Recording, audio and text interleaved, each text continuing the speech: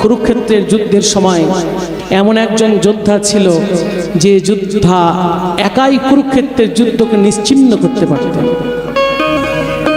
তিনি হচ্ছেন বর্বরিক।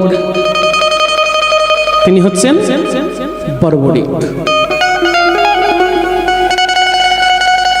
তিনি একটি এমন বাণ পেয়েছিলেন যে এক বাণের দ্বারা এই সমস্ত শত্রুকে নিশ্চিহ্ন করতে পারতেন। কুরুক্ষেত্রের যুদ্ধে যখন তাকে ডাকা হলো, তিনি বললেন কার পক্ষ অবলম্বন করবেন? বলে যে হেরে যাবে তার পক্ষ। এবার যুদ্ধ চলতে চলতে যে হেরে যাবে তার পক্ষে বর্বরিক থাকবে,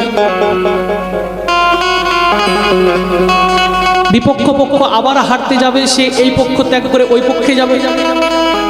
এইভাবে যুদ্ধের সামঞ্জস্য বজায় থাকবে না। ভগবান বুঝতে পেরে মায়ার ছলনা গ্রহণ করলেন, তাকে ডাকলেন বর্বরিক, তুমি কার পক্ষে যুদ্ধ করতে চাও কুরুক্ষেত্রে? বলে যে হারবে তার পক্ষে। তো তোমার শক্তির পরীক্ষা দিতে হবে। বলো প্রভু কি পরীক্ষা চাও? বলে তুমি এক বাণে যদি সমস্ত সৈন্যদের পরাস্ত করতে পারো তবে আমাকে পরীক্ষা দাও। এই পিপল বৃক্ষ দেখেছো? বলে হ্যাঁ দেখেছি। তো এক বাণের দ্বারা তুমি সমস্ত বৃক্ষের পত্র ছেদন করতে পারো? বর্বরিক বললেন এইটুকু কথা পারবো না। এক বাণে বৃক্ষের যত পত্র আছে সব পত্রকে আমি ছিন্ন করে দিতে পারি। দেখাও দেখি তোমার শক্তির পরীক্ষা। বর্বরিক যেই বাণ মন্ত্রপুত করে ছাড়তে যাবেন, ইতিমধ্যে ভগবান বৃক্ষ থেকে একটা পত্র ছিঁড়ে নিজের চরণের তলায় লুকিয়ে রাখলেন।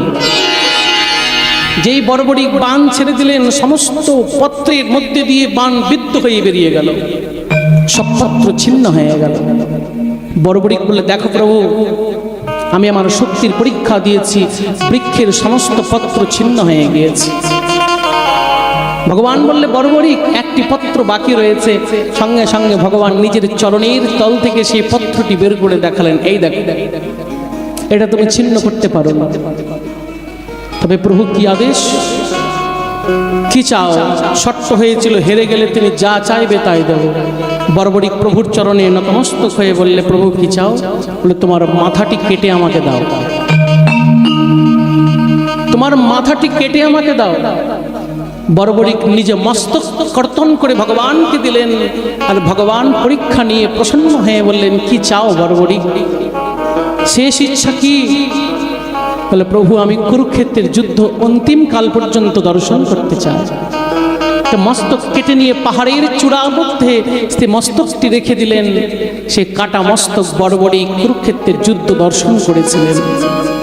আর সেই বর্বরিকের কঠিন আত্মত্যাগ ভগবান সন্তুষ্ট হয়ে বললেন বর্বরিক, তোমার এই আত্মত্যাগে আমি সন্তুষ্ট হয়েছি, তাই আমি আমার নাম তোমাকে দিয়ে দিলাম।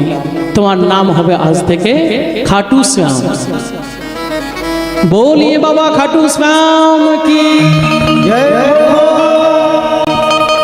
खाटू श्याम के बोले हरे का सहारा, हरे का सहारा। हेरे जाए तार एकमात्र सहारा হচ্ছে বাবা খাটু শ্যাম।